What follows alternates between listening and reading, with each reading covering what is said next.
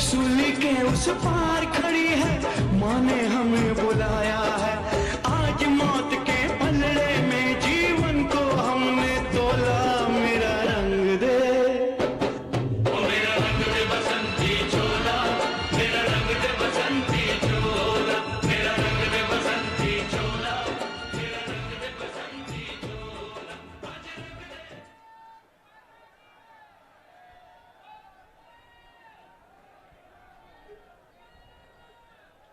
ભારત માતા કી।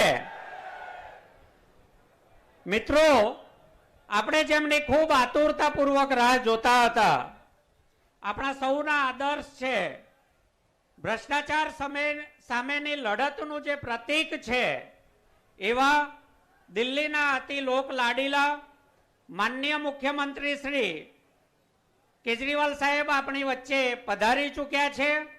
એવી જ રીતે પંજાબમાં ખૂબ ટૂંકા ગાળામાં ખૂબ ઝડપથી લોકહિતના અનેક નિર્ણયો કરનારા ખૂબ લોકલાડીલા એવા પંજાબના મુખ્યમંત્રી શ્રી માન સાહેબ પણ આપણી વચ્ચે પધારી ચૂક્યા છે। ત્યારે આપણે ખૂબ ઝડપથી હવે આપણા કાર્યક્રમમાં આગળ વધી રહ્યા છીએ। કાર્યક્રમની શરૂઆતમાં પ્રદેશ ઉપાધ્યક્ષ માનનીય શ્રી રીનાબેન ને હું વિનંતી કરું છું કે શાલ આપી બંને માનનીય મુખ્યમંત્રી શ્રીઓનું સ્વાગત કરે। માનનીય રીનાબેન।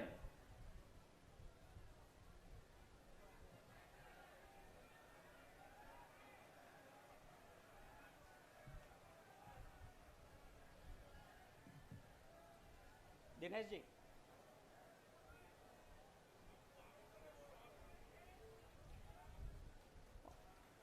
હવે ગુજરાત પ્રદેશ ઓબીસી સેલના પ્રમુખ શ્રી દિનેશજીભાઈ શ્રી કેજરીવાલ સાહેબનું તથા માન સાહેબનું લડાયક ખમીરના પ્રતીક એવી તલવાર ભેટ આપી અને બંનેનું સન્માન કરશે। ભારત માતા કી। ખૂબ ખૂબ આભાર।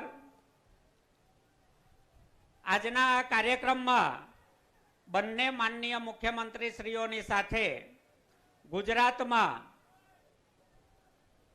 જામી પડેલી સત્તા સામે તમામ વર્ગોનો અવાજ બનનાર, ચાહે એ ફિક્સ પગારના કર્મચારીઓ હોય, કોન્ટ્રાક્ટ કર્મચારીઓ હોય, આંગણવાડીની બહેનો હોય, આશા વર્કર બહેનો હોય, ખેડૂતોના સવાલો હોય, વિદ્યાર્થીઓના સવાલો હોય, પેપર ફૂટવાના સવાલો હોય કે એડમિશનના સવાલો હોય, એવા તમામ મુદ્દાઓ ઉપર જેનાથી ગુજરાતનો સામાન્ય મતદાતા, સામાન્ય મધ્યમ વર્ગ પીડાતો હતો, એવા અવાજનું પ્રતીક બનનાર, ખૂબ લોકલાડીલા બનનાર, ટૂંકા સમયમાં ગુજરાતના તમામ વર્ગોમાં જેણે અસાધારણ લોકચાહના પ્રાપ્ત કરી એક નાનકડા ગામમાં એક ખેડૂત પરિવારમાં જન્મ લઈ અને પોતાના સ્વબળે ખૂબ આગળ વધેલા, પોતાની આરામદાયક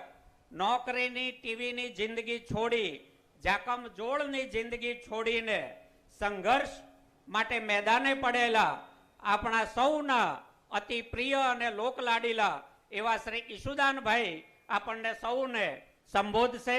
માનનીય શ્રી ઈશુદાનભાઈ ગઢવી। बोलो भारत माता की। इंकलाब, जय जवान। मित्रों, मां उमियानी धरती पर अपनी वच्चे पधारेला भारतनी અને ગુજરાતના એક એક નાગરિકની ઉમ્મીદ એવા માનનીય અરવિંદ કેજરીવાલજી પંજાબમાં જેમણે માત્ર 7 મહિનામાં એવા કામ કર્યા કે જેનાથી આજે 50 લાખ પંજાબવાસીઓના વીજળી બિલ ઝીરો થયા છે એવા માનનીય અરવિંદ કેજરીવાલ, માનનીય ભગવત માનજી, સાથે સાગરભાઈ, રીનાબેન અને તમામ ઉપસ્થિત મહાનુભાવો, સામે બેઠેલા ભાઈઓ અને બહેનો. મિત્રો, આજે લડાઈ ભાજપ કોંગ્રેસને હરાવવાની નથી. આજે લડાઈ છે તમારા બાળકને જીતાડવાની છે. આજે માની લો કે ગુજરાતમાં 27 વર્ષથી ભાજપનું શાસન છે. ઘણા મિત્રો એમ કહેતા હોય કે મારો મામો ભાજપમાં છે, કાકો ભાજપમાં છે. મારે એમને પૂછવું છે કે મામાએ તમારો વીજળી બિલ દર મહિને આપવા આવે છે ખરો? જોરથી બોલો તો હોકારા પોકારા કરો, આમ ખબર પડે. આઈ એમ મામો જે પણ બીજા પક્ષમાં હોય એ ભ્રષ્ટાચાર મુક્ત કરવા માટે આવે છે ખરો? મામો બીજા પક્ષનો હોય, ધારાસભ્ય બને કે મંત્રી બને, આપણે ખેડૂતોને પૂરતા ભાવ મળે છે ખરા? મામો કોઈ પણ પક્ષમાં મુખ્યમંત્રી હોય પણ મારી માતા બેન દીકરીઓને મહિને 1000 રૂપિયા મળે છે ખરા? તો મિત્રો, સવાલ ઈ છે. આજે આપણે જ્ઞાતિ જાતિ ધર્મથી ઉપર ઉભી અને એક કામ કરવાનું છે લોકશાહીના પર્વનું. મિત્રો, ઘણા બધા એમ કહે છે કે આ તો મારી જ્ઞાતિનો છે એટલે હું મત આપું છું, મારી જાતિનો છે એટલે મત આપું છું. મારે આપને પૂછવું છે, શું ક્યારે આપણે એવું કીધું કે આ કલેક્ટર મારી જાતિનો મૂકજો એવું કીધું? આ ડીએસપી મારી જાતિનો મૂકજો એવું કીધું? એવું કહો તો થાય શું? દેશ વેચાઈ જાય. સાચું કે નહીં? તો મિત્રો, મારે આપને એટલા માટે કહેવું છે કે સારા વ્યક્તિઓ રાજનીતિમાં આવવા જોઈએ. એ કોઈ પણ જ્ઞાતિ જાતિ ધર્મના હોય, કોઈ પણ વર્ગના હોય. આજે મને ખબર છે મારી આશા વર્કર બહેનો બધી આવી છે. એમની પીડા જો, એમની પીડા 27 વર્ષમાં ભાજપ સરકારે ઉકેલી નથી. સાચું? ઉકેલી નથી. અચ્છા, આમ આદમી ઉપર આશા છે ને તમને? તમારે ડરવાની જરૂર નથી, તમારો ભાઈ આવી ગયો છે. હવે માનનીય અરવિંદ કેજરીવાલજી આવી ગયા છે. મિત્રો, તમને કલ્પના નહીં હોય તમારા હક માટે અરવિંદજીને કેવી કેવી તકલીફો સહન કરવી પડે છે. તમારા હક માટે અરવિંદજીને રાત્રે ઊંઘવા નથી દેતા ભાજપના નેતાઓ. પણ એમણે નક્કી કર્યું છે, મને કહેતા હતા, મને કહે સુદાનજી, ये जितने भी जुल्म मेरे पर करे, लेकिन मेरी आशा वर्कर बहनें हो या गुजरात की एक एक बहनें हैं, जब तक मैं उसको न्याय नहीं दिलाऊंगा तब तक सोऊंगा नहीं चैन से. મિત્રો, हमने रात દિવસ મહેનત કરે છે આપણા માટે. તમે જુઓ, ધોમ ધડકાના આવતા હોય છે, પણ ભાજપ વાળા દરરોજ ઈડી ને, સીબીઆઈ ને, ઇન્કમ ટેક્સ ને અરવિંદજીના મંત્રીઓ ઉપર છોડી દીધા છે. વધારામાં વધારે એલજી ને મૂકી દીધા અહીંથી. આ પીડા કોના માટે છે ખબર છે? કોના માટે છે? આ અરવિંદજી સહન કોના માટે કરે છે? હાથ ઊંચો કરીને મને કહો, તમારા માટે કરે છે કે નથી કરતા? મિત્રો, વસ્તુ ઈ છે. આજે જો અરવિંદજીને આપણે મદદ નહીં કરીએ, આજે અરવિંદ કેજરીવાલજી ઉપર આપણે ભેગા નહીં રહીએ સાથે, તો યાદ રાખજો, બીજી વાર તમારા મુદ્દાઓને કારણે તમારા બાળકને સારું શિક્ષણ મળે એના માટે, તમારા બાળકને મફત આરોગ્ય મળે એના માટે કોઈ રાજનીતિ કરવા જ નહીં આવે. આ અરવિંદજીને મને ખબર છે કેટલાક ગદ્દારો આ ધરતી ઉપર રાક્ષસો પેદા થયા છે. એને ખબર છે કે અરવિંદ કેજરીવાલજી આવી ગયા એટલે ગુજરાતમાંથી ભ્રષ્ટાચાર બંધ કરી દેશે અને એની દુકાનો બંધ થઈ જશે. મિત્રો મને ખબર છે એક આપણા ભાજપના ધારાસભ્ય જ્યારે પહેલી વાર ધારાસભ્ય બને છે ત્યારે માત્ર 4 એકર જમીન હોય છે અને અત્યારે કેટલી છે 1000 એકર છે. આ લોકોને બીક લાગી છે ભ્રષ્ટાચાર કા કાલ અરવિંદ કેજરીવાલ. તો મિત્રો અત્યાર સુધી મામા ભાણેજ કાકા એના માટે મતદાન કર્યું છે. આ વખતે અરવિંદજી તમને મને કહેવા આવ્યા છે કે આ વખતે મતદાન છે ને એ તમારા બાળકના ભવિષ્ય માટે કરજો. મિત્રો બીજા પાર્ટીની સરકાર આવશે.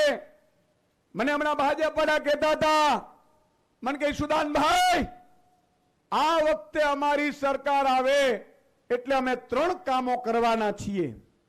મેં કીધું શું? મને કે માતા બહેનો દીકરીઓના 350 રૂપિયા ગેસના સિલિન્ડરના હતા. માતા બહેનોએ હરખથી અમને મત આપ્યા એટલે અમે 1100 કર્યા. હવે માતા બહેનો ફરીથી મત આપે એટલે ગેસના સિલિન્ડરના 1800 રૂપિયા કરવાના છે. મેં કીધું આ તો પીડા કહેવાય. મન કે જેટલી પીડા આપીએ અમારા જ્ઞાતિના આગેવાનો ભાજપના ઈ માતા બહેનોને ફોસલાવી લે છે અને એને અમે થોડા ઘણા આપી દઈએ એટલે માતા બહેનોના મતદાન મળી જાય અને અમે 1800 રૂપિયા ગેસના સિલિન્ડરના કરવાના છીએ. બોલો ભાજપને મત અપાય. બીજું મિત્રો આપણે સવારે નીકળતા હોઈએ બાઇક લઈને ગાડીમાં. બીજું કામ એ લોકો એવું કીધું કે સુદાનભાઈ અમે 62 રૂપિયા પેટ્રોલ ડીઝલનો ભાવ હતો એના 100 રૂપિયા કીધા એટલે બધી તાલુકા જિલ્લા પંચાયતોમાં લોકોએ અમને મત આપ્યા. હવે આ વખતે ભાજપ વાળાએ નક્કી કર્યું છે કે અમને મત આપે લોકો એટલે પેટ્રોલ અને ડીઝલના પૂરેપૂરા 150 કરી દેવા છે. કેટલા? 150. ત્રીજી વસ્તુ એમણે કીધી કે અમે 6000 સ્કૂલો બંધ કરી. હવે જો લોકો ગુજરાતના મત આપે એટલે બીજી 6000 બંધ કરી દેવી છે. હવે તમારે મિત્રો જાગવાની જરૂર છે. મને ખબર છે કે તમને ભરમાવશે મુદ્દાઓ ઉપર. ભરમાવે છે કે નહીં? ભરમાવે છે ને? કોઈ ભરમાતા નહીં. પંજાબમાં માનનીય અરવિંદ કેજરીવાલજી ઉપર એવો આક્ષેપ કર્યો હતો કે આ તો આતંકવાદી છે, આ તો આવા છે. પણ પંજાબની જનતાએ કીધું તું ગમે તેવા હોય અમારા ભાઈ અરવિંદ કેજરીવાલજી છે એવું કીધું તું સાહેબ. આજે અરવિંદજીને આપણે ગેરંટી આપવાની છે કે આના ભાજપ વાળા તમારી ઉપર કાદળ ઉછાળશે. તમે ચિંતા ન કરતા, અમે તમારી સાથે બેઠા છીએ. બરોબર કે નહીં? બરોબર કે નહીં? મિત્રો આજે પંજાબ વાળા ભરમાવાની કોશિશ કરી હતી ભાજપ કોંગ્રેસ. પંજાબમાં ભરમાયા નહીં. 50 લાખ પંજાબ વાસીઓના વીજળી બિલ 0 આવે છે. તમારે જોઈએ છે એટલે કેમ આમ જમીન આવ્યા છો કે હું છે પડકાર ઢીલા નો પડો. હજી તો ચૂંટણીઓ હજી તો માથે આવવાની છે. મિત્રો આમ આદમી પાર્ટીની સરકાર આવતાની સાથે 8 ડિસેમ્બરે પરિણામ આવશે. તારીખ લખી લેજો. 1 માર્ચથી વીજળી બિલ 0 હશે. 0. માતા બેન દીકરીઓ 18 વર્ષથી ઉપર છે બધાએ તારીખ લખી લે. આમ આદમીની સરકાર આવતાની સાથે દરેક માતા બેન દીકરીના ખાતામાં મહિને 1000 રૂપિયા નાખી દેવામાં આવશે. ત્રીજું, બેરોજગારી વધી છે. વધી છે કે નહીં? માત્ર ભાજપના કાર્યકર્તાઓ કેટલાક છે ઈ સેટિંગથી પાર પડી જાય છે, બાકી કોઈનો વારો આવતો નથી. બેરોજગાર યુવાનો માટે મોટી જાહેરાત કરવામાં આવી છે. 10 લાખ 5 વર્ષમાં સરકારી નોકરી આપીશું. 10 લાખ. અને જેટલા પણ બેરોજગાર યુવાનોને ખાનગીમાં 80% નોકરી આપવામાં આવશે અને એ પણ જ્યાં સુધી ન મળે ત્યાં સુધી બેરોજગાર યુવાનને મહિને 3,000 રૂપિયા જમા કરી દેવામાં આવશે. મિત્રો, તમારે નક્કી કરવાનું છે આ જે ચૂંટણી છે એ આપણા માટે છેલ્લી ટ્રેન છે.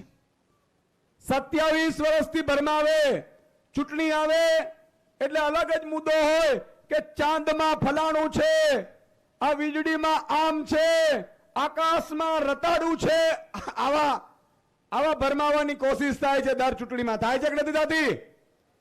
આ વખતે એમને કહેજો કે અમારે ભરમાવાનું થતું નથી. અમને માત્ર ને માત્ર અમારા હક, અધિકાર અને ટેક્સના રૂપિયા છે ને એનું પૂરેપૂરું વળતર આપો. બાકી કોઈ રાજનીતિમાં તમારે આવવાની જરૂર નથી. મિત્રો, રાજનીતિ શેના માટે હોય? આ આશાબેન બેન વર્કરો બેઠી છે, માનનીય અરવિંદ કેજરીવાલજી એમના માટે જાહેરાત કરશે, પણ તમે વિચાર કરો એમને મળે છે શું? માત્ર 2,000, 2,500. સાચું કે નહીં? મને ખબર છે બધી, મને બધી ખબર છે. પણ મારે બધી આશાબેન બહેનોને એક વિનંતી કરવી છે કે 30-40 દિવસ છે, તમારે આજથી ઘરે બેસવાનું નથી. તમે એક એક ઘરે જાઓ, એક એક ઘરે સમજાવો, દીકરાઓને સમજાવો, દીકરીઓને સમજાવો અને અમને કહો કે આમ આદમી પાર્ટી આવશે તો જ તમારું ઉજળું ભવિષ્ય થશે. આશાબેન વર્કરો બહેનો, આંગણવાડી બહેનો હોય, તેડાઘરની બહેનો હોય, તમામની માંગો આમ આદમી પાર્ટીની સરકાર આવતાની સાથે પૂરી કરી દેવામાં આવશે. સાહેબ, મને ખબર છે તમારી ખૂબ માંગો છે, તો માનનીય સાહેબ શ્રી કરશે. ખેડૂતો માટે મારે એક જાહેરાત કરવી છે. મિત્રો, ભાજપ વાળા ઉદ્યોગપતિના દેવા માફ કરે છે. કરે છે કે નથી કરતા? કેટલાને ખબર છે? હાથ ઊંચો કરો તો એટલે મને ખબર પડે. બધાને ખબર છે. ઉદ્યોગપતિઓના 11 લાખ કરોડ રૂપિયા દેવા માફ કર્યા. આપણા ખેડૂતોના 10,000 કરોડ કરવામાં ભાજપના પેટમાં દુખે છે. આને જવાબ આપવાનો છે. પણ આમ આદમી પાર્ટીની સરકાર આવતાની સાથે ખેડૂતોના 2 લાખ રૂપિયા સુધીનું દેવું માફ કરી દેવામાં આવશે. સાહેબ, એટલું નહીં, આપણે આ હું શર્ટ પહેર્યો છે, એ શર્ટ કંપની ભાવ નક્કી કરે છે. સાચું કે નહીં? ભાવ કંપની નક્કી કરે છે. આપણે કોઈ પણ વસ્તુ લેવા જઈએ, ભાવ સામેવાળો નક્કી કરે છે. પણ હિન્દુસ્તાનનો મિત્રો એક એવો ખેડૂત છે, જગતનો તાત, કે જેને ઉત્પાદન કરે, રાત દિવસ સર્પની વચ્ચે, અંધારો હોય, વીજળી હોય, ટાઢ પડતી હોય, એની વચ્ચે પાક ઉત્પાદન કરે અને ભાવ મારા બેટા કોઈક બીજા નક્કી કરે. આને બદલવું છે કે નથી બદલવું? તો અહીંથી ખાતરી આપીએ છીએ, આમ આદમી પાર્ટીની સરકાર આવશે. આ ચોમાસું ભાજપનું છે, આમાં આપણે કાંઈ નહીં કરી શકીએ. પણ જાતિ, જ્ઞાતિ, ધર્મ બધું ભૂલી અને એક ખેડૂત સમાજ થઈને મતદાન કરજો. આવતા ચોમાસામાં તમારા 5 પાકની પૂરેપૂરું ભાવ આપવાની, તમારા ઘરેથી ઉપાડવાની જવાબદારી સરકારની હશે. સાહેબ, મિત્રો, 27 વર્ષ થયા ભાજપ. આપણે ઉત્તર ગુજરાતમાં 1200 ફૂટ પાણી નથી. સાચું છે? સાચું છે? આ વ્યવસ્થા કેમ? નર્મદાના પૂરતા પાણી પહોંચ્યા નથી. ડેમ તો 20 વર્ષથી બની ગયું છે. પણ મિત્રો, આ લોકોની દાનત નથી. આપણે ખેડૂતોને ખાતરી આપીએ છીએ કે આમ આદમી પાર્ટીની સરકાર બનતાની સાથે 1.5 વર્ષની અંદર તમામ ખેડૂતોના ખેતર સુધીનો સિંચાઈનું પાણી પહોંચાડી દેવામાં આવશે. હવે આ કોઈ જુમલા નથી હો, આ ઓરિજિનલ છીએ આપણે. 15 લાખની જેમ નકલી નથી. અને એક વાત ધ્યાન રાખવાની, चित्ते की चाल, बाज की नजर और अरविंद केजरीवाल जी की गारंटी पे कभी शक नहीं किया करते हैं. અને વધારે કારણ કે માન્ય બે મહાનુભાવોને બોલવાનું છે, પણ મારે એક વચન તમારી પાસેથી જોઈએ છે. આટલા વચન આમ આદમી આપે છે. ભાજપ વાળા શું કરે છે? વચન નથી આપતા, કામની વાત નથી કરતા. એમ કે છે કે અરવિંદ કેજરીવાલજી આવા છે, ભગવત માનજી આવા છે, ગોપાલ ઇટાલિયાજી આવા છે, ઈશુદાન ગઢવી આવા છે.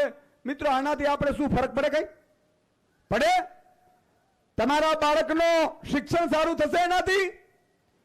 એને એવું કહો કે તમારા બાપમાં ત્રેવડ હોય તો કામની રાજનીતિ ઉપર મત માંગો, અને તો જ રાજનીતિ છે. મિત્રો, રાજનીતિ એ સમાજ સેવાનું મોટું સ્વરૂપ છે. માન લો કે 25 આપણે સમૂહ લગ્ન કરાવતા હોઈએ દીકરીઓના, સમાજના લોકો ભેગા થઈને. હું આપને કહું છું કે સરકાર એટલે શું?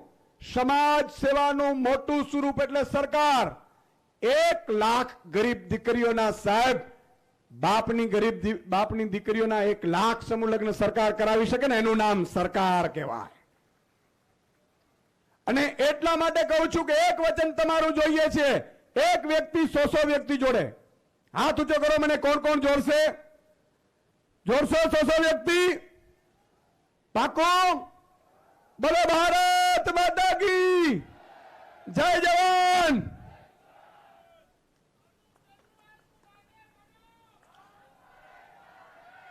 આભાર ઈસુદાનભાઈ.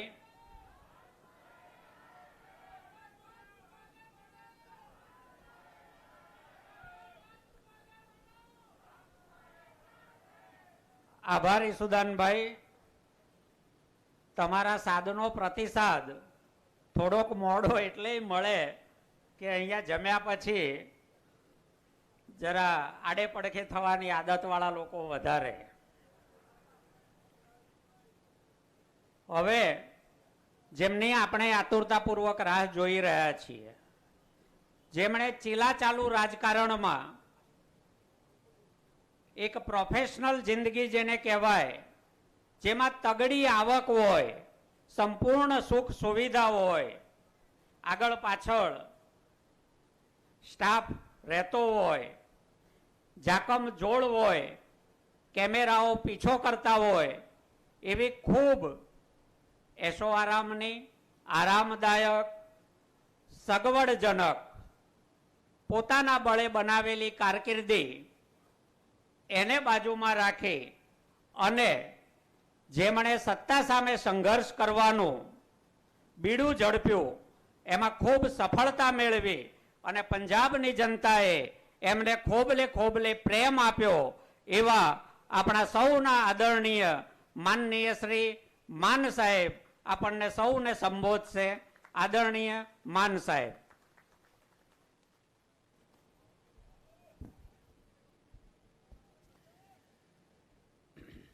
बहुत बहुत धन्यवाद। ऊंझा इस इलाके में पहली बार आया हूं और बहुत ही खुशी हो रही है देखकर कि गुजरात के लोग एक नई कहानी लिखने के लिए तैयार हैं। इतनी भारी गिनती में आपका आना यही सबूत है। घर से पहला कदम ही जब आपने इस जनसभा के लिए बाहर निकाला तो समझो आपने परिवर्तन के लिए वो कदम उठाया। मेरी तरफ से आप सबको प्रणाम, नमस्कार, सत श्री अकाल। आदरणीय केजरीवाल साहब, ईशुदान गढ़वी जी, हमारी पूरी टीम गुजरात की, दोस्तों हम कोई जुमले सुनाने वाले नहीं हैं, हम कोई दिन में सपने दिखाने वाले नहीं हैं, हम तो आपके बच्चों को पढ़ाने वाले हैं और आपके पढ़े हुए बच्चों को रोजगार दिलाने वाले हैं और आपके बुजुर्गों का इलाज करवाने वाले हैं, बिजली का बिल 0 करवाने वाले हैं। हम ये नहीं कहते कि अच्छे दिन आने वाले हैं, हम कहते हैं सच्चे दिन आने वाले हैं।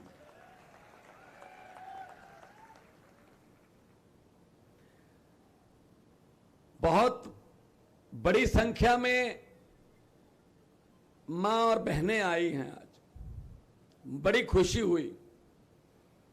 आना चाहिए, क्योंकि सबसे ज्यादा महंगाई से पीड़ित महिला वर्ग है। इन्होंने रसोई चलानी है, इनको सब पता है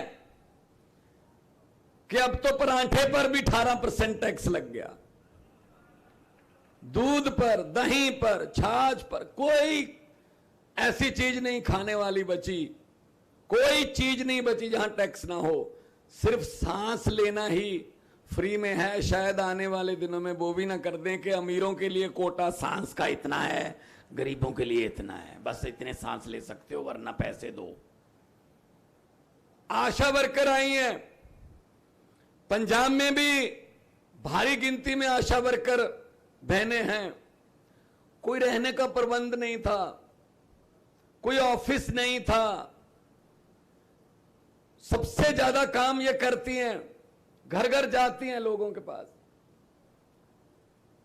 तो हमने उनसे वादा किया था कि जब आम आदमी पार्टी की सरकार आ गई तो आशा वर्कर जो हैं उनको सम्मान दिया जाएगा, मान दिया जाएगा, इज्जत दी जाएगी और ऑफिस और काम करने का माहौल दिया जाएगा, जो 7 महीने में हमने दे दिया। अभी मुझे पता चला है कि 7 दिन पहले आशा वर्कर बहनें यहां आंदोलन कर रही थी, उनको पकड़ के जेल में डाल दिया। अरे नारी शक्ति को जेल में डालोगे तो खुद कहां जाओगे फिर। और उन्होंने कहा है, वो बोल के आई हैं, कोई बात नहीं जेल में डाल दो, दिसंबर के बाद हम सरकार पलट देंगे, आपको दिखाएंगे कि क्या होती है जेल। यही चीज पंजाब में थी। दिल्ली में परिवर्तन की लहर उठी, काफिला बढ़ता गया, आंधी तूफान में बदल गई, तूफान पंजाब पहुंचा। पंजाब में बड़े बड़े दिग्गज जो कहते थे हम कभी हार नहीं सकते, वो 70-70 हजार मतों से हारे। और उनको हराने वाले कौन थे? आम लोगों के बेटे बेटियां।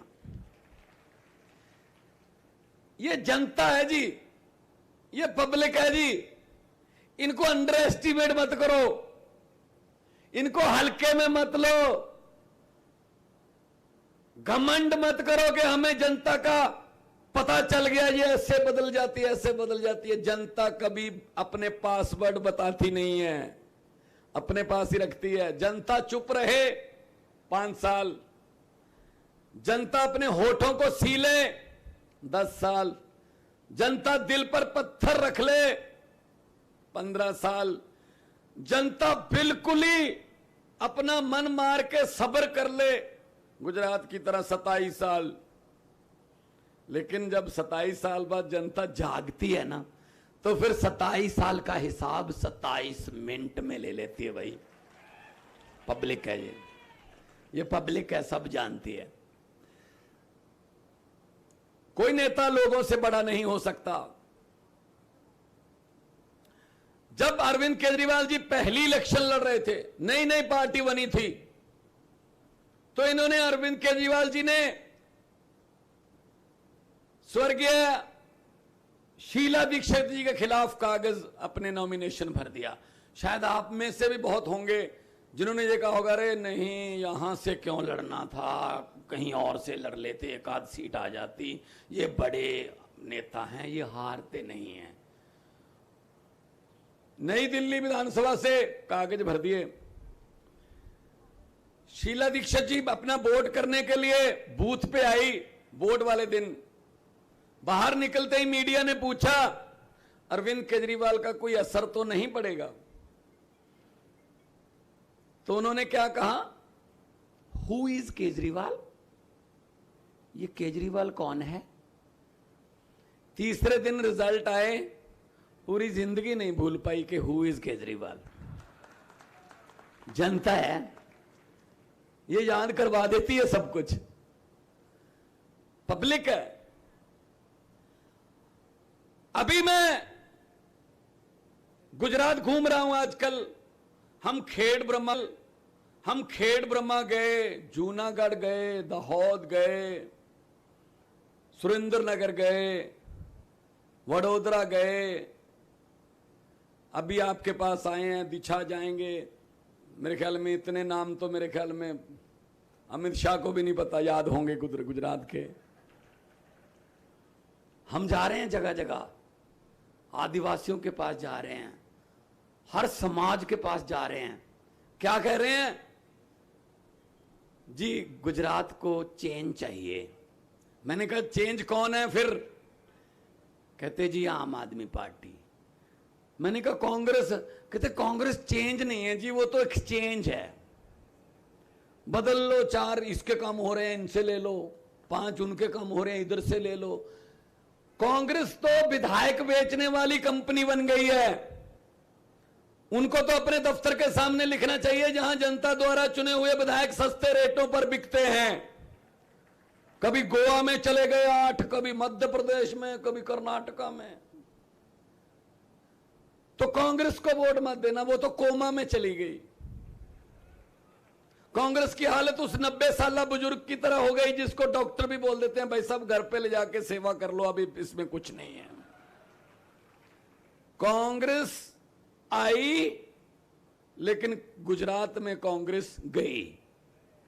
जैसे दिल्ली में गई 0, 15 में भी 0, 20 में भी 0, एक भी विधायक नहीं है उनका। ये पब्लिक है। तो हम तो ये आपके लिए संदेश लेके आया हूं पंजाब से।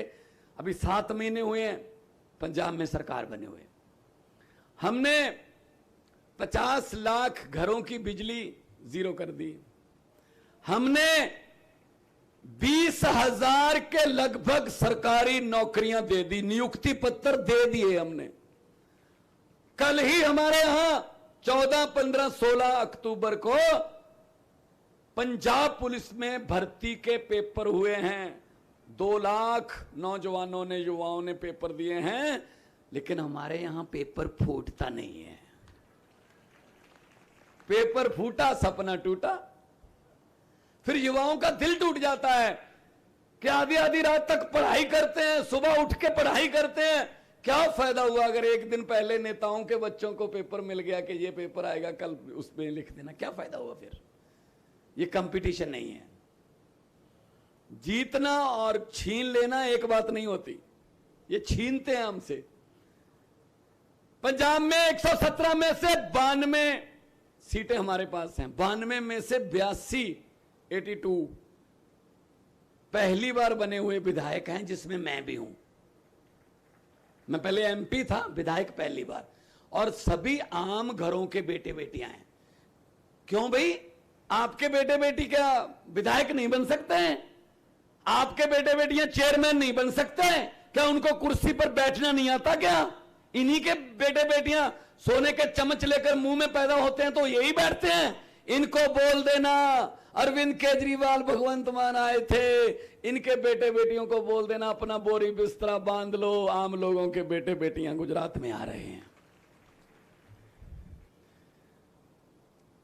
हमने विधायकों की पेंशन बंद कर दी आते ही। इतनी पेंशन, 4-4 लाख पेंशन लेते थे, बंद कर दी हमने।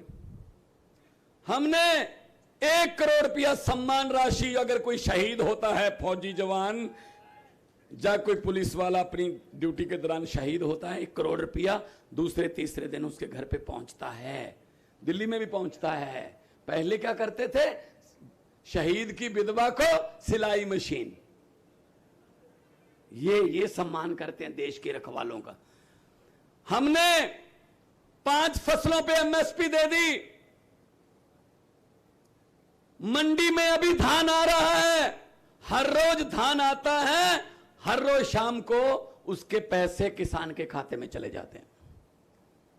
उसको इंतजार नहीं करना पड़ता 2 महीने 4 महीने के मेरी फसल के पैसे मिलेंगे, मैं कर्ज उतारूंगा, मैं बेटी की शादी करूंगा, मैं बच्चे की फीस भरूंगा। ऐसा नहीं है।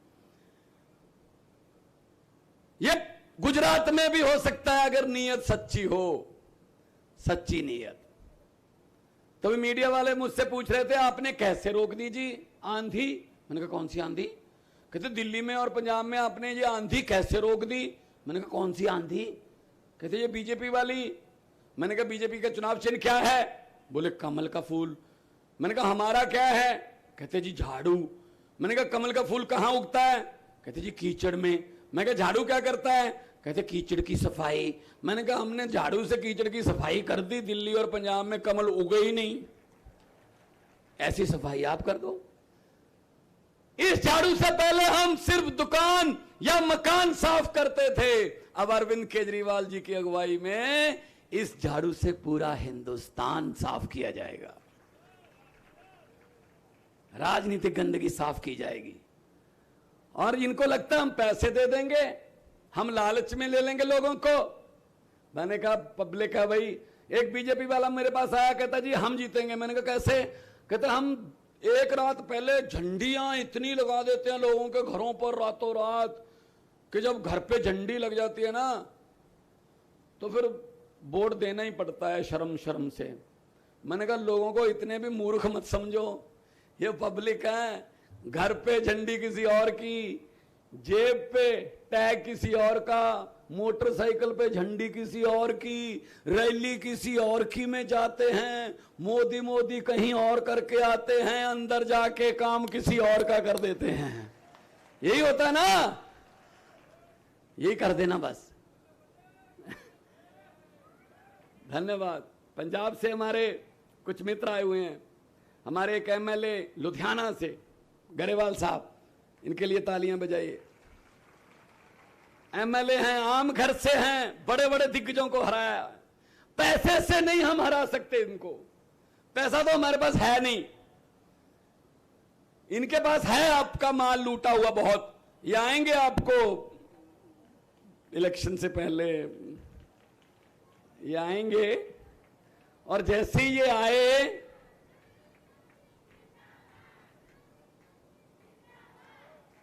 जी बैठिए।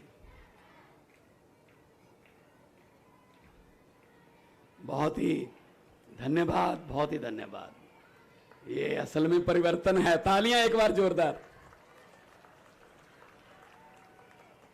बैठिए।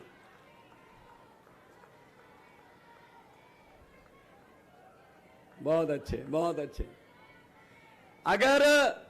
अगर महिलाओं के बिना घर नहीं चल सकते तो इनके बिना देश भी नहीं चल सकते, ये याद रखना।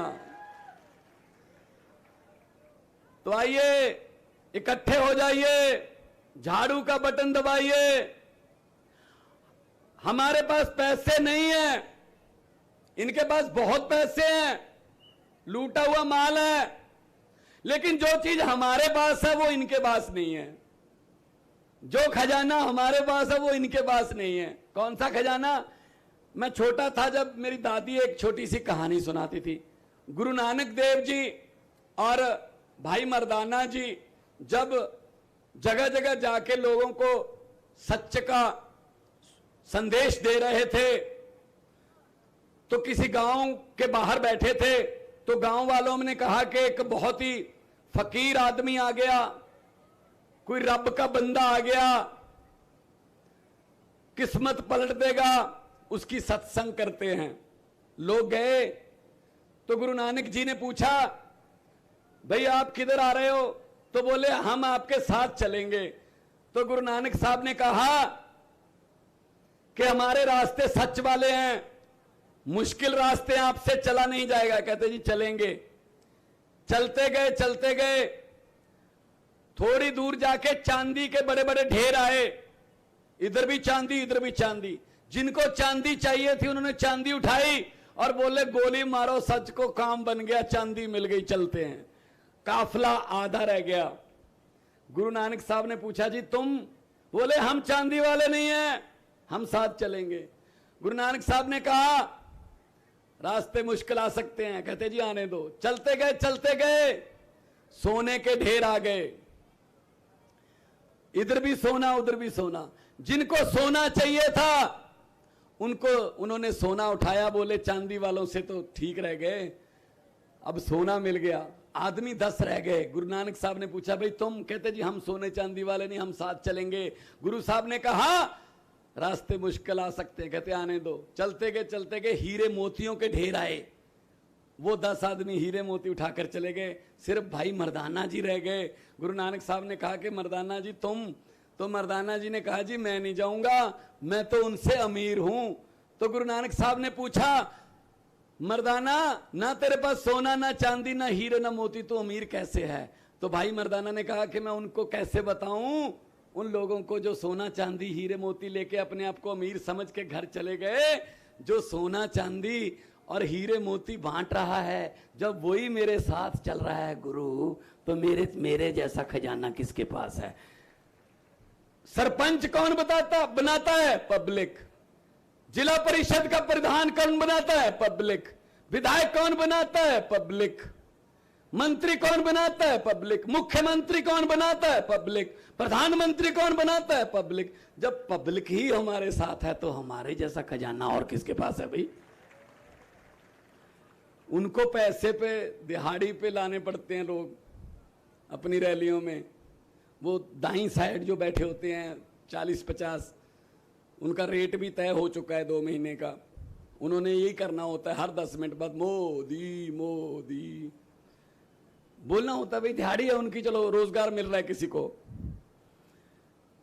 लेकिन हम नहीं कहते, हम तो ये कहते हैं कि आपके स्कूल अच्छे करेंगे, शिक्षा अच्छी कर देंगे। पंजाब में हमने 100 से ज्यादा मोहल्ला क्लिनिक खोल लिए, सिर्फ 100 दिन में 100, और वहां से 3 लाख से ज्यादा लोग अब तक दवाई लेके ठीक होके घर जा चुके हैं। अगर नीयत अच्छी हो, नीयत सच्ची हो, तो सब कुछ हो सकता है, सब कुछ हो सकता है। हुकूमत वो करते हैं जिनका दिलों पर राज होता है, हुकूमत वो करते हैं जिनका दिलों पर राज होता है। यूं कहने को तो मुर्गे के सर पे भी ताज होता है। तो हम तो आप जैसे हैं, ये हमसे नहीं डरते, हमारी कोई औकात नहीं है कि हमसे डरते हैं। ये हमसे बिल्कुल भी नहीं डरते।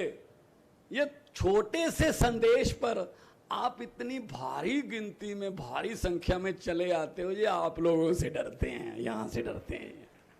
इसीलिए हमें कहते हैं आप इधर क्यों आते हो, आपकी हम ग्राउंड कैंसिल करवा देंगे, यहां रैली नहीं कर सकते। मैंने तो पहली बार अब देखा कि गुजरात में मैंने सड़कों में गड्ढे देखे थे, लेकिन गड्ढों में सड़कें पहली बार देखी हैं गुजरात में। कोई सड़क चले जाओ 50 किलोमीटर है जी, 3 घंटे का रास्ता है। अब क्या करें भाई? तो ये हालत है 27 साल बाद। भाई साहब 27 साल हो गए, हाथ जोड़ के बेनती है, अब तो बदल लो। हर साल पेड़ भी अपने पत्ते बदल लेता है, अब तो बदल लो।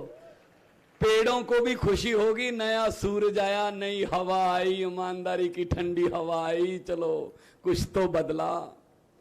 बदलाव, परिवर्तन।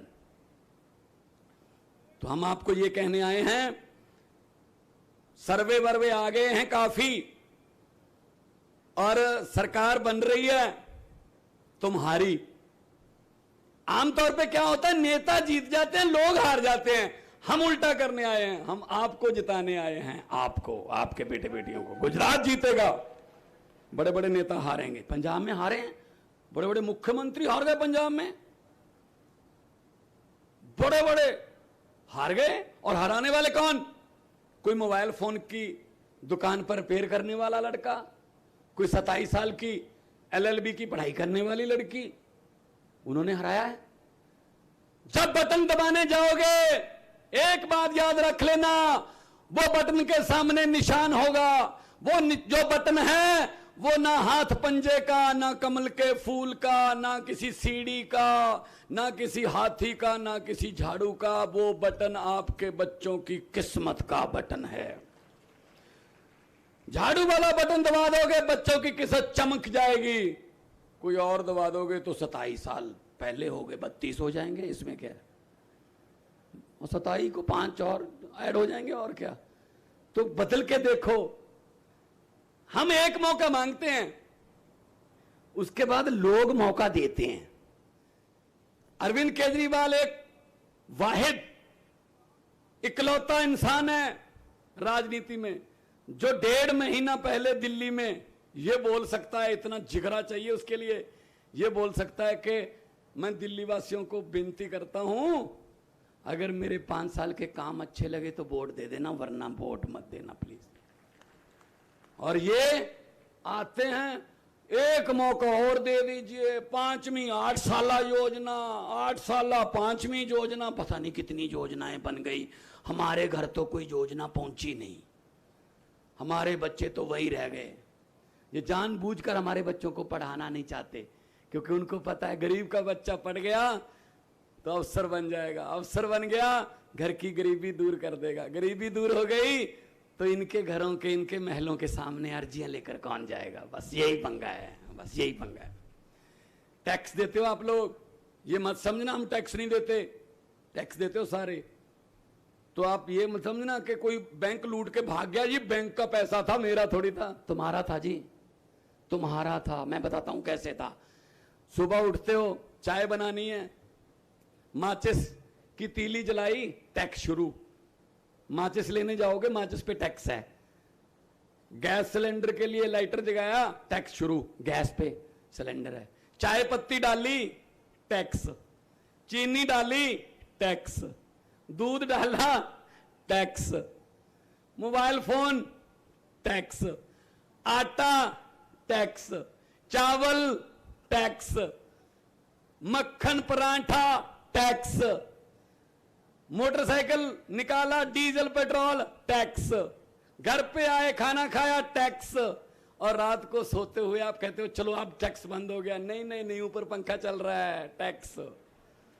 24 घंटे टैक्स देते हैं हम, तो पैसा कहां जाता है भाई? हमें तो कहते हैं खजाना खाली है, खजाना खाली है। अरे जो खाली है उसको खजाना क्यों कहते हो? उसको पीपा कहो, उसको अलमारी कहो। ये खजाने खाली जनता के लिए होते हैं, इनके लिए, बेटे बेटियों के लिए नहीं होते। ये खजाने भी भरे जाएंगे और भरे हुए खजाने से पैसे आप लोगों पर वापस आएंगे, शिक्षा के रूप में, इलाज के रूप में, अस्पताल के रूप में, बिजली के रूप में। दोनों हाथ ऊपर उठाकर 2 नारे लगा देना। शहीद आजम भगत सिंह ये नारा लगाते थे, इनकलाब जिंदाबाद का। उनकी आत्मा को सुकून मिल जाएगा। चलो हैं कुछ लोग अभी जिन्होंने इनकलाब का दिया बुझने नहीं दिया, और इस दिए में हमें अगर तेल की जगह खून भी डालना पड़े तो डाल देंगे, लेकिन ये इनकलाब का दिया हम बुझने नहीं देंगे। दोनों हाथ ऊपर उठा के इनकलाब, थोड़ा सा और कर दो, इनकलाब, वंदे भारत माता की जय जवान, बोले सोनिहाल। बहुत बहुत धन्यवाद, आपने इतना प्यार सत्कार से मुझे सुना। तंदुरुस्त रहिए, तरक्कियां करिए। बहुत बहुत मेहरबानी। धन्यवाद मान साहब, आपने पंजाब की जनता के संदेश के साथ साथ पंजाब की जनता का प्यार भी हमारे साथ साझा किया। अब हम जिनका बेसब्री से इंतजार कर रहे हैं, ऐसे हमारे आदर्श, कट्टर ईमानदार दिल्ली के मुख्यमंत्री, यशस्वी रहे, माननीय श्री अरविंद केजरीवाल जी को इनवाइट करता हूं। आपका संदेश।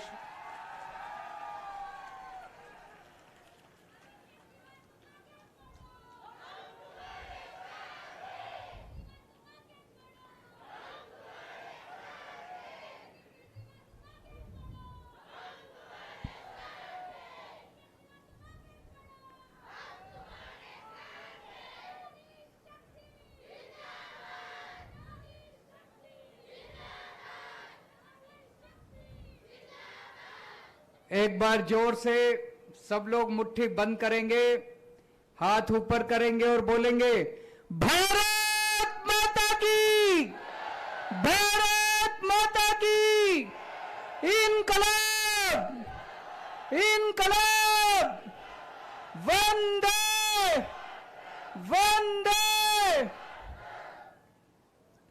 केम छो? मजामा? बहुत अच्छे। सबसे पहले मैं इतनी भारी संख्या में आई हुई हमारी आशा वर्कर बहनों का स्वागत करता हूं। मैं देख रहा हूं सामने चंद्रिका बहन बैठी हुई हैं।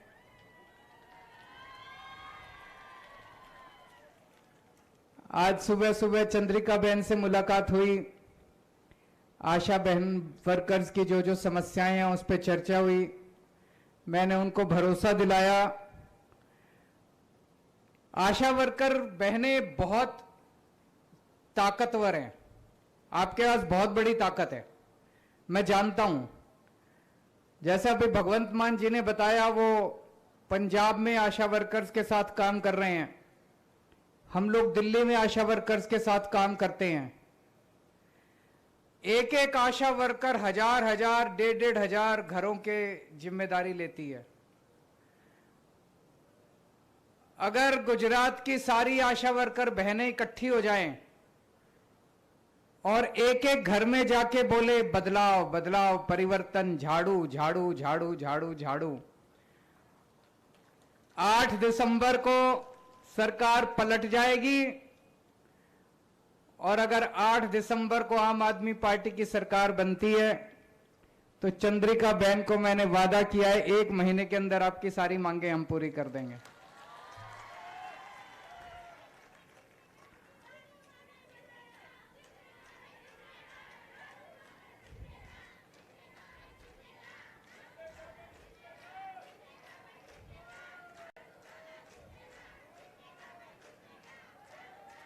हमें गुजरात में इतना प्यार मिल रहा है, आप लोगों से इतना प्यार मिल रहा है। मैंने पिछले जन्म में कुछ बहुत पुण्य किए होंगे जो गुजरात के लोगों से आज इतना प्यार हम लोगों को मिल रहा है। जहां जा रहे हैं इतनी भारी संख्या में लोग आ रहे हैं। महिलाएं, पुरुष, बुजुर्ग, बच्चे, युवा, सब लोग, इस जात के, उस जात के, इस धर्म के, उस धर्म के। मैं एक ही वादा करता हूं कि विश्वास दिलाना चाहता हूं, जितने हम गारंटी दे रहे हैं, जितनी बातें हम कर रहे हैं, जितने वादे हम कर रहे हैं, सरकार बनने के बाद एक एक वादा पूरा करने की मेरी गारंटी है। आपका इतना प्यार, आपका विश्वास मैं कभी टूटने नहीं दूंगा। आज पूरे गुजरात में एक गजब की आंधी चल रही है, बदलाव की आंधी। मैं देखता हूं टीवी में, ये मीडिया वाले भी माइक लगाते हैं सड़क पे, पूछते हैं इस बार क्या माहौल है, कहते बदलाव। दूसरे से क्या माहौल है, बदलाव। चारों तरफ बदलाव बदलाव बदलाव। कुछ तो माता की कृपा हो रही है कि नहीं हो रही है? कुछ तो ऊपर वाले की झाड़ू चल रही है। गजब का माहौल है चारों तरफ। किस किस को बदलाव चाहिए, हाथ खड़ा करके बताइए। सबको बदलाव चाहिए। तो आज मैं आपको एक खुशखबरी देता हूं। केंद्र सरकार भी हिली हुई है इनकी। केंद्र सरकार को समझ नहीं आ रहा ये गुजरात में हो क्या रहा है। 27 साल के बाद इनका सिंहासन डोल रहा है। ऊपर से इंद्र देवता जो है वो अपना प्रकोप कर रहे हैं, यहां पे इनका सिंहासन डोल रहा है। तो केंद्र सरकार ने अपनी खुफिया एजेंसी भेजी, बोले गुजरात में सर्वे करके आओ, देख के आओ क्या माहौल है। उस खुफिया एजेंसी ने आईबी का नाम सुना है आप लोगों ने? आईबी की रिपोर्ट है कि गुजरात चुनाव में इस बार आम आदमी पार्टी की सरकार बनने जा रही है। ये मैं नहीं कह रहा, उनकी रिपोर्ट है, सरकार की रिपोर्ट है। लेकिन उस रिपोर्ट में यह भी लिखा है कि अभी मार्जिन पे बन रही है सरकार। 92-93 सीट आ रही है। देखो, अगर मार्जिन पे सरकार बनी तो ये बड़े बदमाश हैं, ये तोड़ देंगे सरकार को। एक जोर का धक्का मारो, सारे जने लग जाओ। 1 महीना बचा है बस। 1 महीने में खूब मेहनत करो, घर घर जाओ, खाना पीना सोना बंद।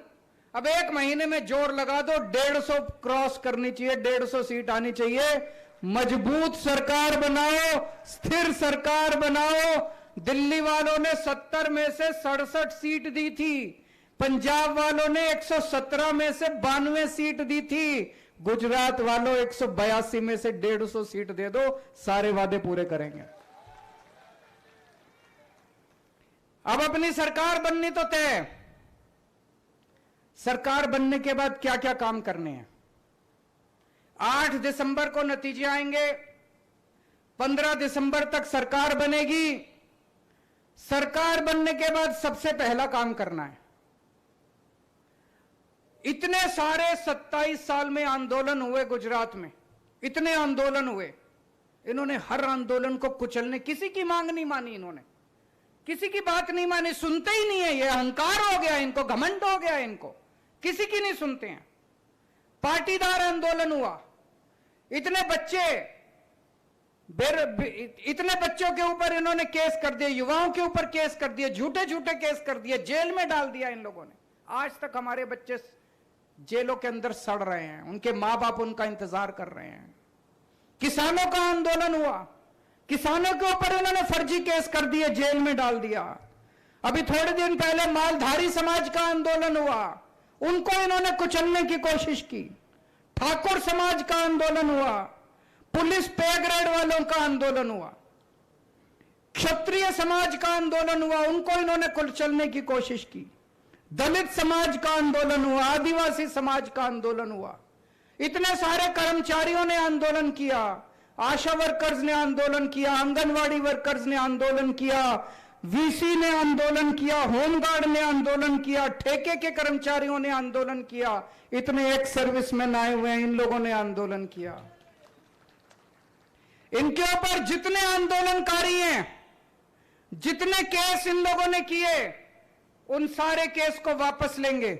जिन लोगों को इन्होंने जेल में डाल रखा है, सबको जेल से उनके घर भिजवाएंगे, सारे केस वापस लेंगे 1 महीने के अंदर। 15 दिसंबर को सरकार बनेगी, 1 महीने के अंदर सारे आंदोलनकारियों के केस वापस लिए जाएंगे। जिन लोगों को इन्होंने नौकरी से निकाला, उन सबको नौकरी पे वापस बहाल किया जाएगा, और जितने आंदोलनकारी हैं उनकी सबकी मांगें पूरी की जाएगी। एक सर्विसमैन भाई बैठे हैं हमारे दिल्ली में, हम लोग, अगर कोई भी सैनिक, दिल्ली का रहने वाला कोई भी सैनिक बॉर्डर पे शहीद होता है, उसको 1 करोड़ रुपए की सम्मान राशि देते हैं।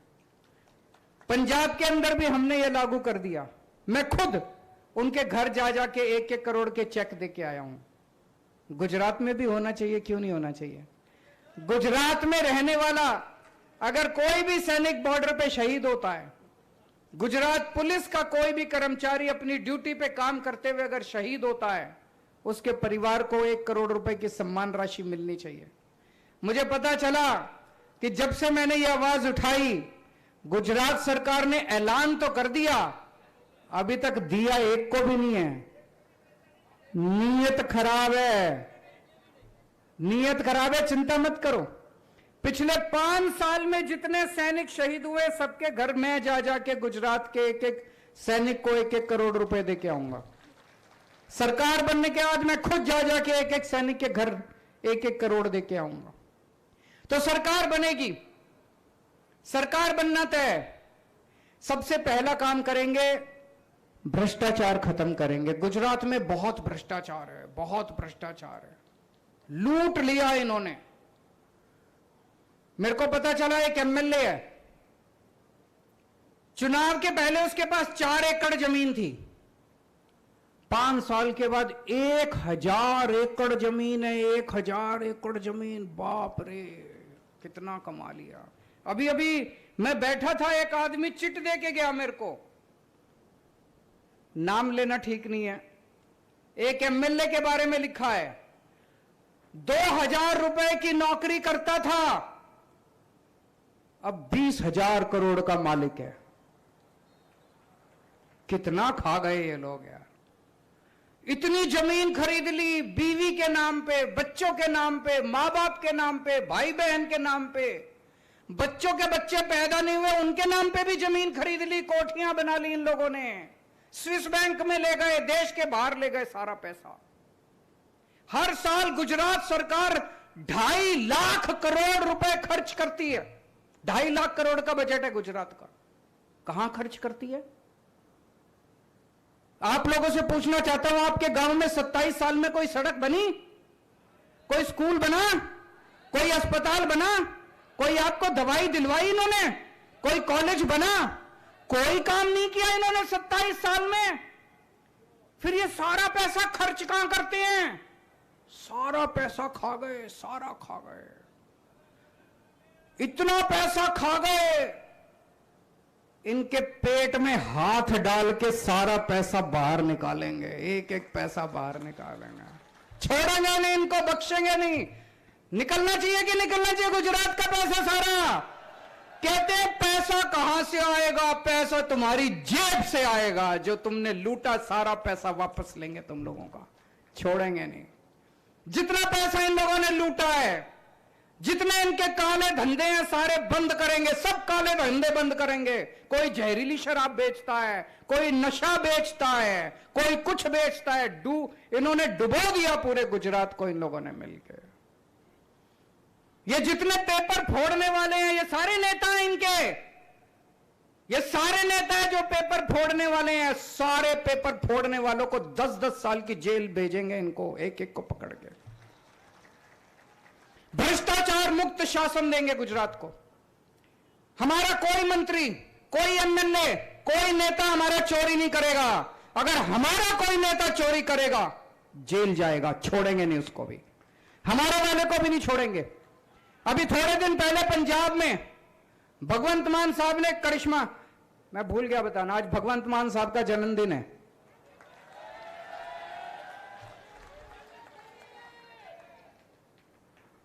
मैं भी अपने जन्मदिन पे गुजरात में ही था, ये भी अपने जन्मदिन पे गुजरात में। गुजरात के लोग इतना प्यार करने लगे, हम अपना जन्मदिन भी अब गुजरात में मनाते हैं।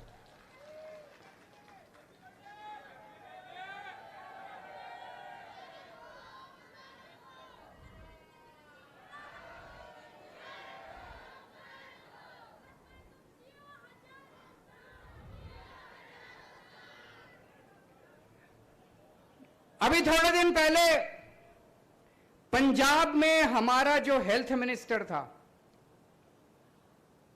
वो कुछ गड़बड़ करने लगा। भगवंत मान को किसी ने कान में आके कहा कि आपका हेल्थ मिनिस्टर गड़बड़ कर रहा है। अभी मीडिया को नहीं पता था, विपक्ष को भी नहीं पता था, ये चाहते तो दबा देते। इन्होंने पता कराया, जांच कराई तो पता चला वो गड़बड़ कर रहा है। इन्होंने पता है क्या किया? अपने हेल्थ मिनिस्टर को पकड़ के जेल में डाल दिया। कोई करता है आज तक? 70 साल 75 साल आजादी के हो गए, किसी मुख्यमंत्री ने आज तक नहीं किया कि अपने मंत्री को पकड़ के जेल में डाल दिया। इतनी कट्टर ईमानदार पार्टी है हमारी, इतनी कट्टर ईमानदार लोग हैं हम, अपने वालों को भी नहीं बख्शेंगे। भ्रष्टाचार मुक्त शासन आएगा गुजरात के अंदर। गुजरात के लोगों का, सरकार का, गुजरात सरकार का एक एक पैसा आपके और आपके बच्चों के विकास के ऊपर खर्च होगा। आप गुजरात के किसी भी विभाग में जाओ, आपसे पैसे मांगते हैं काम करने के, चाहे जाति प्रमाण पत्र बनाना हो, राशन कार्ड बनवाना हो, विधवा पेंशन लेनी हो, वृद्धावस्था पेंशन ले, कोई भी काम कराना हो, बिजली का कनेक्शन लेना हो, पानी का कनेक्शन लेना हो, बिल ठीक कराना हो, बिल देने पड़ते हैं कि नहीं देने पड़ते? 15 दिसंबर के बाद से आपको पैसे नहीं देने पड़ेंगे। दिल्ली के अंदर कोई रिश्वत नहीं चलती, पंजाब के अंदर कोई रिश्वत नहीं चलती, बिना पैसे के काम होता है। हर सरकारी दफ्तर में बिना पैसे के काम होता है। गुजरात में भी 15 दिसंबर के बाद भ्रष्टाचार खत्म, बिना पैसे के आपका काम होगा। करप्शन खत्म करेंगे, खूब पैसा बचेगा, खूब पैसा बचेगा, इतना पैसा बचे। ये कहते हैं गुजरात सरकार घाटे में चल रही है। क्यों घाटे में चल रही है? दिल्ली सरकार तो घाटे में नहीं चल रही, दिल्ली सरकार तो फायदे में चल रही है, क्योंकि हम ईमानदार लोग हैं। अब गुजरात सरकार घाटे में नहीं चलेगी, खूब पैसा बचेगा। उस पैसे से सबसे पहला काम करेंगे, आपकी बिजली फ्री कर देंगे। 1 मार्च के बाद से गुजरात के लोगों का बिजली का बिल 0 आया करेगा। दिल्ली में भी बिजली का बिल 0 आता है, पंजाब में भी बिजली का बिल 0 आता है, गुजरात में भी 1 मार्च के बाद से आपका बिजली का बिल 0 आया करेगा। 24 घंटे बिजली आएगी, बिजली का बिल 0 आएगा। ये मेरे को खूब गाली देते हैं, केजरीवाल बिजली मुफ्त क्यों करता है, केजरीवाल बिजली मुफ्त क्यों करता है। गुजरात के सीएम को 5000 यूनिट बिजली मुफ्त मिलती है हर महीने। गुजरात के हर मंत्री को 4000 यूनिट बिजली मुफ्त मिलती है हर महीने।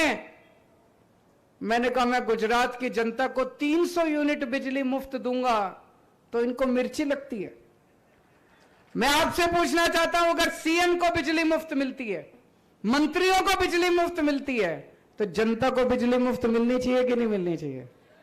मिलनी चाहिए। क्यों नहीं मिलनी चाहिए? जनता जनार्दन है, जनता को भी बिजली मुफ्त मिलनी चाहिए। तो 1 मार्च से आपका बिजली का बिल मुफ्त आएगा। मैं देख रहा हूं इतनी सारी मां बहनें बेटियां बैठी हैं, जिन जिन लोगों ने अपने बैंक अकाउंट नहीं खुलवाए, बैंक अकाउंट खुलवा लो। 18 साल से ऊपर की हर महिला के अकाउंट में 1000 रुपए महीना हर महीने डलवाया करेंगे। अगर किसी घर में 2 महिलाएं हैं, मां है, बेटी है 18 साल से ऊपर, तो 1000 रुपए अलग अलग मिलेंगे, 2000 रुपए मिलेंगे। किसी के घर में 3 महिलाएं हैं तो 3000 रुपए मिलेंगे, तीनों को अलग अलग मिलेंगे। હવે તમારે चिंता करवानी જરૂર નથી। તમારો ભાઈ આવી ગયો છે।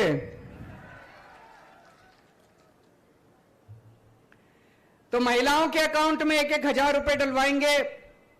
आप दिल्ली के बारे में आपने सुना होगा, दिल्ली में हमने खूब सारे नए स्कूल बनाए हैं, शानदार स्कूल बनाए हैं।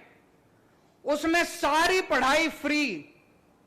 उसमें अमीरों के बच्चे भी पढ़ते हैं, गरीबों के बच्चे भी पढ़ते हैं, रिक्शे वाले का बच्चा भी पढ़ता है, जज का बच्चा भी पढ़ता है, आईएएस का बच्चा भी पढ़ता है, मजदूर का बच्चा भी पढ़ता है। एक ही डेस्क पे आईएएस का, जज का और मजदूर का बच्चा एक ही डेस्क पे बैठ के एक साथ पढ़ते हैं। ऐसे ढेर सारे स्कूल। अब मजदूरों के बच्चे डॉक्टर बन रहे हैं दिल्ली में, रिक्शे वाले का बच्चा इंजीनियर बन रहा है, गरीबों के बच्चे इतनी शानदार अंग्रेजी बोलते हैं, इतनी अच्छी अंग्रेजी बोलते हैं। ऐसे ढेर सारे स्कूल पूरे गुजरात के अंदर बनाएंगे। हमारे शिक्षा मंत्री है मनीष सिसोदिया। सुना है? किस किसने सुना है मनीष सिसोदिया का नाम? उन्होंने सारे स्कूल बनवाए हैं, उन्होंने शिक्षा के क्षेत्र में दिल्ली के अंदर गजब किया, इतने सारे शानदार स्कूल बनाए हैं। अभी थोड़े दिन पहले वो गुजरात आए थे। उन्होंने कहा गुजरात में हमारी सरकार बनेगी, गुजरात में भी गांव गांव के अंदर, शहर शहर के अंदर ढेर सारे स्कूल बनाएंगे। अभी उन्होंने गुजरात आना था, लेकिन आज इन लोगों ने मनीष सिसोदिया को गिरफ्तार कर लिया। वो नहीं चाहते कि मनीष सिसोदिया गुजरात में जाके चुनाव का प्रचार करें। 1 महीने तक ये मनीष सिसोदिया को गिरफ्तार करेंगे। जैसे ही 8 तारीख को नतीजे आएंगे, गुजरात में आम आदमी पार्टी की सरकार बनेगी, जेल के ताले टूटेंगे, मनीष सिसोदिया छूटेंगे। जेल के ताले टूटेंगे, जेल के ताले टूटेंगे, मनीष सिसोदिया छूटेंगे। मैं मनीष जी को कहना चाहता हूं, आप चिंता मत करो, आपके ना आने से प्रचार बंद नहीं होने वाला। ये सारी जनता प्रचार कर रही है, घर घर जाके प्रचार कर रही है। तो गांव गांव में स्कूल बनाएंगे आपके बच्चों के लिए। दिल्ली में हमने शानदार अस्पताल बनवा दिए हैं, खूब सारे अस्पताल, मोहल्ला क्लिनिक, गली गली के अंदर सारा इलाज मुफ्त कर दिया। आपको बुखार है, आप मोहल्ला क्लिनिक में जाओ, फ्री में डॉक्टर देखता है, दवाइयां फ्री, टेस्ट फ्री, सारा इलाज फ्री। आपको कैंसर हो गया, बड़े अस्पताल में जाओ, खूब सारे बड़े बड़े अस्पताल खोल दिए पूरी दिल्ली में। बड़े अस्पताल में जाओ, आपका 10 लाख, 20 लाख, 30 लाख का भी खर्चा आएगा, सारा मुफ्त है। गुजरात में भी गांव गांव के अंदर मैंने पूरी प्लानिंग की है, 20,000 मोहल्ला क्लिनिक खोलेंगे पूरे गुजरात के अंदर। जगह जगह बड़े बड़े अस्पताल बनाएंगे। 6.5 करोड़ गुजरातियों का, हर गुजराती का इलाज मुफ्त होगा, चाहे अमीर हो चाहे गरीब हो, सबका इलाज मुफ्त करेंगे। मेरे को राजनीति करनी नहीं आती, मेरे को भ्रष्टाचार करना नहीं आता, मेरे को गुंडागर्दी करनी नहीं आती इन लोगों की तरह। मैं पढ़ा लिखा आदमी हूं, देशभक्त आदमी हूं, ईमानदार आदमी हूं। मेरे को स्कूल बनवाने आते हैं, मेरे से स्कूल बनवा लो। मेरे को अस्पताल बनवाने आते हैं, मेरे से अस्पताल बनवा लो। अगर राजनीति करनी है इनके पास चले जाओ, अगर भ्रष्टाचार करना है इनके पास चले जाओ, गुंडागर्दी चाहिए इनके पास चले जाओ। अगर ईमानदार सरकार चाहिए, अगर अपने बच्चों के लिए स्कूल बनवाने हैं मेरे पास आ जाओ, मैं स्कूल बनवा दूंगा। अगर अपने परिवार के लिए इलाज चाहिए, मैं आपके लोगों का अच्छा इलाज करा दूंगा, मेरे को इलाज कराना आता है, इंजीनियर हूं मैं। मेरे को अगर आपको सड़कें ठीक करानी है मैं सड़कें ठीक कर दूंगा। आज तक हमने दिल्ली और पंजाब में बच्चों को अच्छी शिक्षा दी है, लोगों का अच्छा इलाज कराया है, करोड़ों लोगों की दुआएं कमाई हैं हम लोगों ने। उन दुआओं की वजह से आम आदमी पार्टी आज बढ़ती जा रही है, एक के बाद एक राज्य के अंदर जीतती जा रही है। यहां भी हम दुआएं कमाने के लिए आए हैं, पैसा कमाने के लिए नहीं आए हैं। अभी केंद्र सरकार की एक रिपोर्ट आई है, उस रिपोर्ट में लिखा है कि पूरे देश में सबसे ज्यादा महंगाई गुजरात के अंदर है। यह मैं नहीं कह रहा, उनकी रिपोर्ट कह रही है। और सबसे कम महंगाई दिल्ली के अंदर है। दिल्ली में जितनी महंगाई है उससे डबल महंगाई गुजरात के अंदर है, यह वहां लिखा है। तो अगर दिल्ली में कोई चीज 100 रुपए की बिकती है तो गुजरात में वो चीज 200 रुपए की बिकती है। क्यों? क्योंकि गुजरात में भ्रष्टाचार बहुत ज्यादा है, बहुत ज्यादा है। ईमानदार सरकार लेके आओ, जो चीज दिल्ली में 100 रुपए की बिकती है गुजरात में भी 100 रुपए की बिका करेगी, महंगाई कम कर देंगे गुजरात के अंदर भी। ईमानदार सरकार आएगी, महंगाई कम होगी। अभी आजकल इनके केंद्र सरकार के खूब नेता आ रहे हैं। पिछले 1 महीने में मैंने सुना ये आए, बोले 30,000 करोड़ का पैकेज, 30,000 करोड़ का गुजरात के लिए पैकेज देके गए। दिया कि नहीं दिया? पढ़ा आप लोगों ने? सुना? 30,000 करोड़ रुपए का पैकेज। दोस्तों मेरे पास 30,000 करोड़ का पैकेज नहीं है देने के लिए। मैं आपको 30,000 करोड़ का पैकेज नहीं दे सकता, लेकिन यह कह सकता हूं कि आम आदमी पार्टी की सरकार आएगी, हर परिवार को हर महीने 30-30 हजार रुपए का फायदा करा दूंगा। आपकी बिजली फ्री कर दूंगा, आपके परिवार का इलाज फ्री होगा, आपके बच्चों की शिक्षा फ्री कर देंगे। जितने बेरोजगार बच्चे घूम रहे हैं उनको बेरोजगारी भत्ता देंगे, 3-3 हजार रुपए महीना। कौन कौन बेरोजगार है जरा हाथ खड़े करें। कितने सारे लोग बेरोजगार हैं, कितने सारे लोग बेरोजगार हैं। मैं एक टीवी में देख रहा था इंटरव्यू, इनका एक बड़ा नेता, उनसे पूछा किसी टीवी चैनल वाले ने, बोला जी ये इतने सारे बेरोजगार हैं, इनको रोजगार क्यों नहीं देते आप?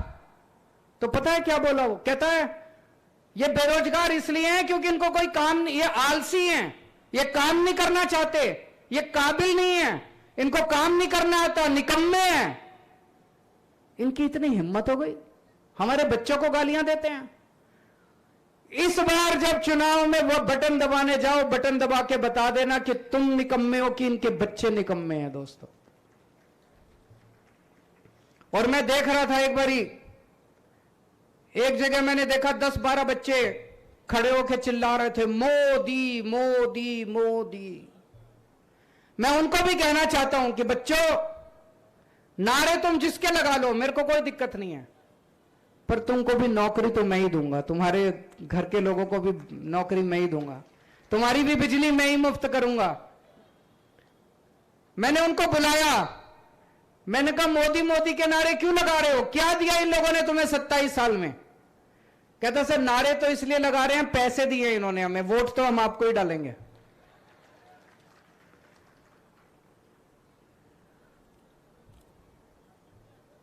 अभी जैसे मान साहब ने, भगवंत मान जी ने बताया, पिछले 3 दिन से पेपर हो रहे हैं पंजाब के अंदर पुलिस की भर्ती के, एक भी पेपर नहीं फूटा। क्यों? पंजाब में ईमानदार सरकार है। यहां पे गुजरात में रोज पेपर फूटते हैं, रोज पेपर फूटते हैं। हमने पूरी लिस्ट बना ली है, जितनी भर्तियां बाकी हैं, सरकारी भर्तियां, तलाटी की नौकरी बाकी है, फरवरी के महीने में तलाटी का पेपर होगा, जून जुलाई तक सबकी भर्ती हो जाएगी, पोस्टिंग हो जाएगी। टेट के पेपर बाकी हैं, जून जुलाई में टेट और टेट के पेपर हो जाएंगे, नवंबर के अंदर सारी पुलिस की भर्तियां पूरी हो जाएंगी।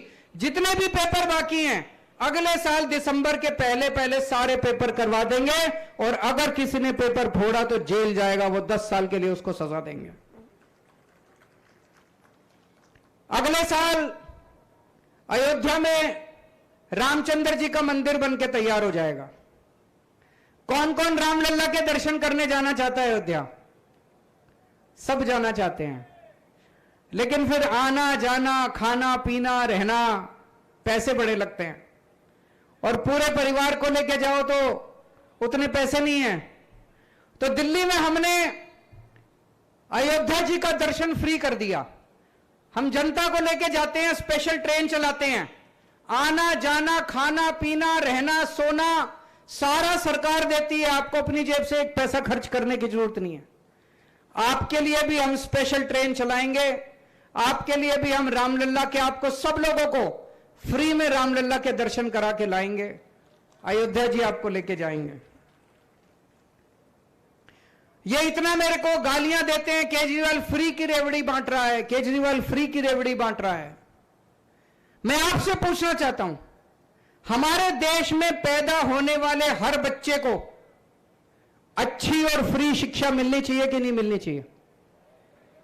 हमारे देश में पैदा होने वाले हर इंसान को अच्छा और फ्री इलाज मिलना चाहिए कि नहीं मिलना चाहिए? ये मेरे को इतनी ये इतना फ्री के खिलाफ क्यों बोलती हैं? ये इसलिए बोलते हैं क्योंकि इनको लगता है कि अगर इतने स्कूल बनने लग गए, अस्पताल बनने लग गए, तो इनको लूटने के लिए पैसा नहीं बचेगा। मैं कहता हूं मैं स्कूल बनाऊंगा, कहते नहीं नहीं स्कूल नहीं बनाने। मैं कहता हूं मैं अस्पताल बनाऊंगा, नहीं नहीं अस्पताल नहीं बनाने। मैं कहता हूं मैं जनता का फ्री में इलाज करूंगा, नहीं नहीं फ्री में इलाज नहीं करना। इनको लगता है कि अगर हमने फ्री फ्री फ्री कर दिया तो इनके लूटने के लिए कुछ नहीं बचेगा। तो एक चीज समझ लेना, अगर कोई भी नेता फ्री के खिलाफ बोले, अगर कोई भी नेता का ये फ्री की रेवड़ी, समझ लेना उस नेता की नीयत खराब है, उस नेता का दिल काला है। वो लूटना चाहता है, वो पैसे कमाना चाहता है, वो चोरी करना चाहता है, इसलिए फ्री के खिलाफ बोल रहा है। ये कहते हैं डबल इंजन की सरकार चाहिए। डबल इंजन की नहीं, अब गुजरात के लोगों को नए इंजन की सरकार चाहिए।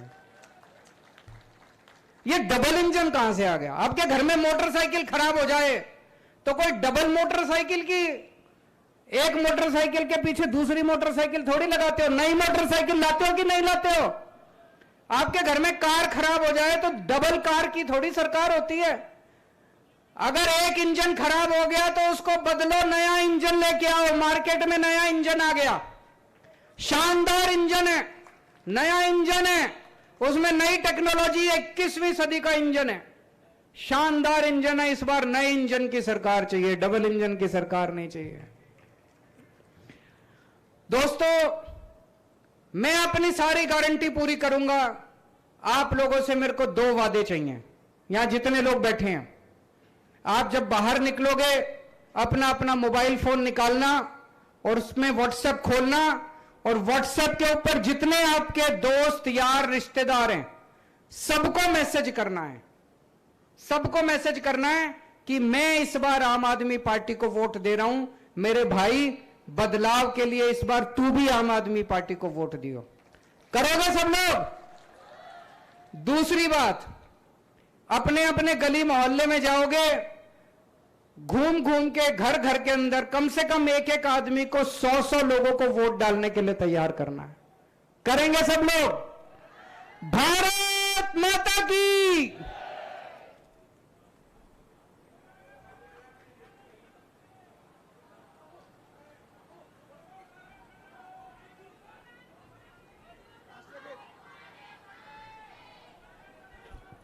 हम सब लोग अब राष्ट्रगान शुरू करेंगे और उसके बाद ही कार्यक्रम समाप्त होगा।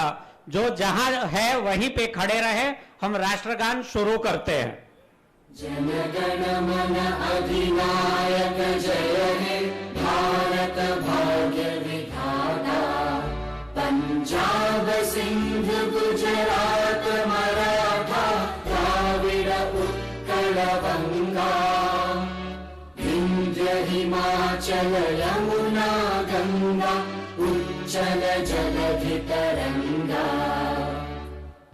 शुभ नामे जागे, तव शुभ आशीष मांगे, गाहे तव जय गाथा, जन गण मंगलदायक जय हे भारत भाग्य विधाता, जय हे जय हे जय हे, जय जय जय जय हे। रंग दे बसंती चोला, मेरा रंग दे बसंती चोला, मेरा रंग दे बसंती चोला, मेरा रंग दे बसंती चोला।